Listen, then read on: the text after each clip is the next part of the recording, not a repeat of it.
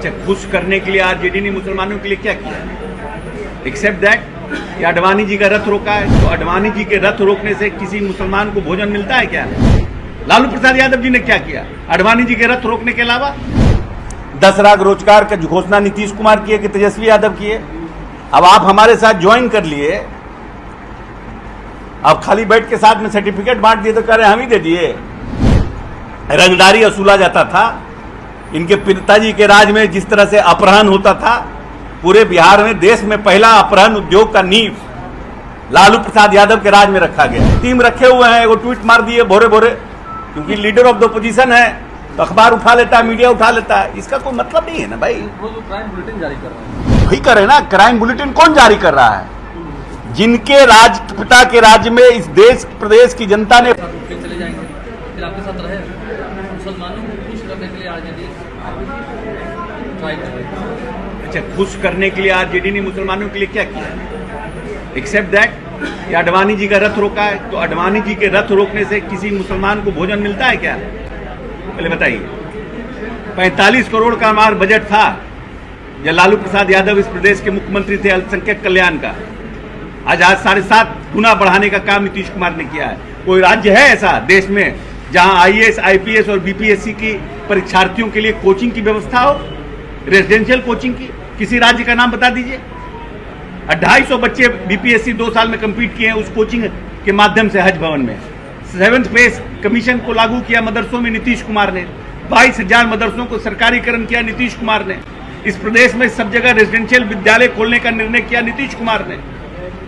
लालू प्रसाद यादव जी ने क्या किया अडवाणी जी के रथ रोकने के अलावा? इससे कोई लड़का पढ़ता है क्या? पूरे प्रदेश में सर्वे कराया नीतीश कुमार ने।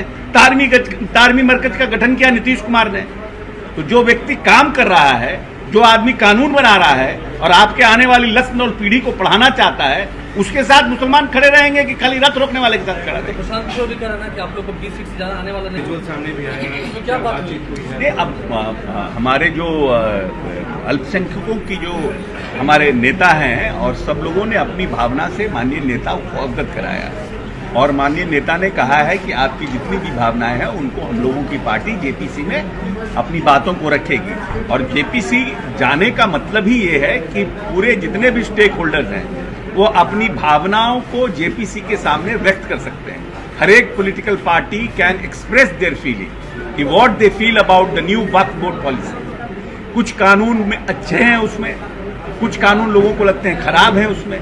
तो उनमें होलिस्टिक इंक्लूसिव इन्वायरमेंट क्रिएट करके कानून को बनाना, क्योंकि जब जब कानून बनता है, कोई भी कानून बनता है, उसमें एक पक्ष होता है जो पक्षधर होता है और एक पक्ष होता है जो उसके विरोध में होता है। क्योंकि जो वक्त पर काबिज हैं उनको लग रहा है कि हमारा स्पीच जा रहा है, लेकिन जो लोगों को हर एक तरह से, तो माननीय नेता का कहना था आपकी भावनाओं को हमारी पार्टी जेपीसी में रखेगी और इंक्लूसिव डिसीजन हो उसका प्रयास करेगी। इसके स्तर पर कांग्रेस के जितने प्रदेश नेतृत्व हैं वो ईडी और सेबी के चेक को लेकर प्रदर्शन किया।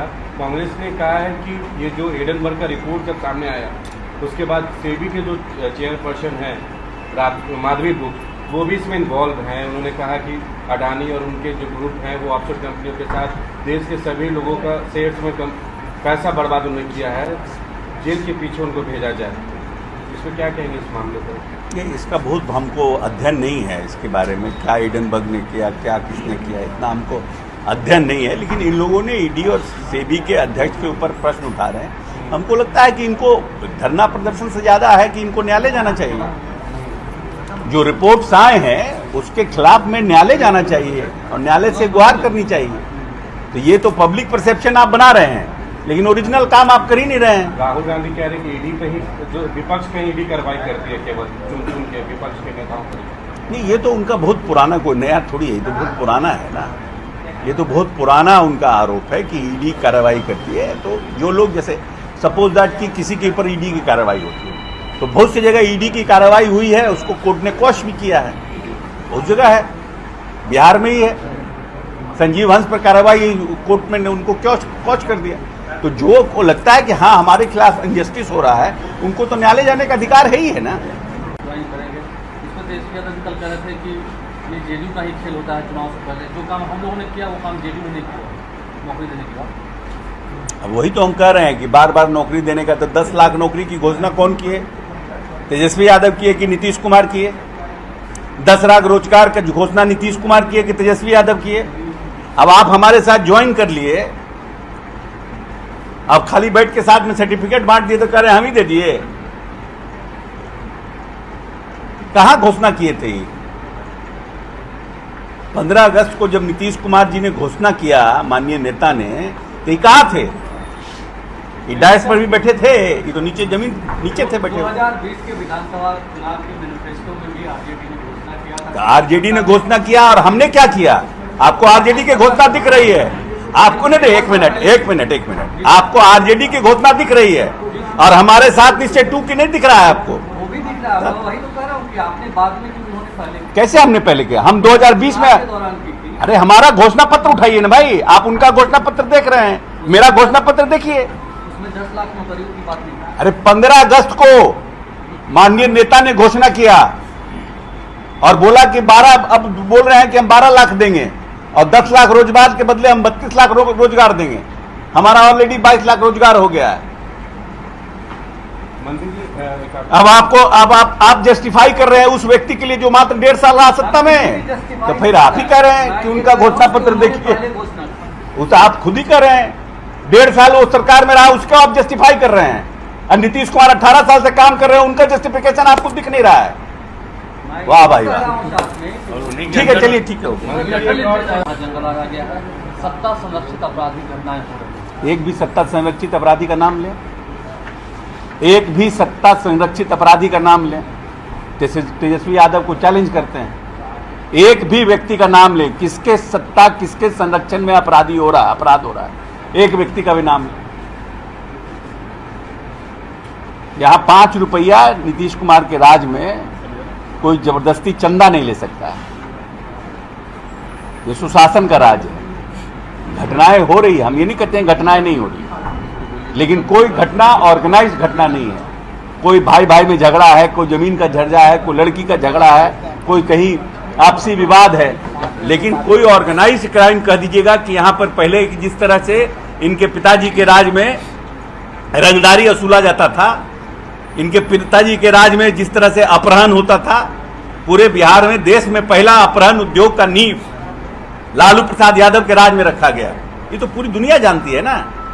अब आज कर रहे हैं कि सत्ता संरक्षित अपराध हो रहा है। एक आदमी का नाम बताइए, ऐसे कुछ ट्वीट कर दीजिएगा, टीम रखे हुए हैं, वो ट्वीट मार दिए भोरे भोरे, क्योंकि लीडर ऑफ द अपोजिशन है तो अखबार उठा लेता है, मीडिया उठा लेता है। इसका कोई मतलब नहीं है ना भाई। वो जो क्राइम बुलेटिन जारी कर रहे हैं, वही करे ना, क्राइम बुलेटिन कौन जारी कर रहा है? जिनके पिता के राज्य में इस देश प्रदेश की जनता ने 15 साल तक राज्य पाट दिया और जिनके राज्य में 118 नरसंहार हुए, 118 नरसंहार, तो दलित अपर कास्ट को मार रहा है, अपर कास्ट दलित को मार रहा है, और इन लोग नरसंहार रोकने में सक्षम नहीं हो पाए। 2 जेल ब्रेक हुआ, जहानाबाद और नवादा, इनके राजपाट में हुआ। नीतीश कुमार के राजपाट में एक भी जेल ब्रेक हुआ? एक भी कोई नक्सल घटना हुई? एक भी कोई दंगा हुआ? एक भी कोई जातीय उन्माद का घटना घटी? कोई नरसंहार हुआ? जिनके राजपाट में सब कुछ ठीक चल रहा है, उनके बारे में क्राइम बुलेटिन जारी कर रहे हैं। अब इनको कोई काम ही नहीं है बैठ के बुलेटिन जारी करना है, तो क्या करें? उन्होंने कहा कि उनके गोलीबारी की गई है उनके कार पे, और आरजेडी के विधायक ऋतुलाल यादव उनके भाई के नाम सामने आ रहे हैं, कल गोली चली है एम्स के चीफ सिक्योरिटी पर। ये नहीं, उस पर जांच होगी उस पर, और जो लोग दोषी होंगे उन पर कार्रवाई होगी। किसी के भी रहें, भाई रहें, बधाई रहें, उनसे क्या फर्क पड़ता है साहब? हमारे नीतीश कुमार तो अपने विधायकों को भी नहीं छोड़ते हैं, तो दूसरे के उससे क्या फर्क पड़ता है?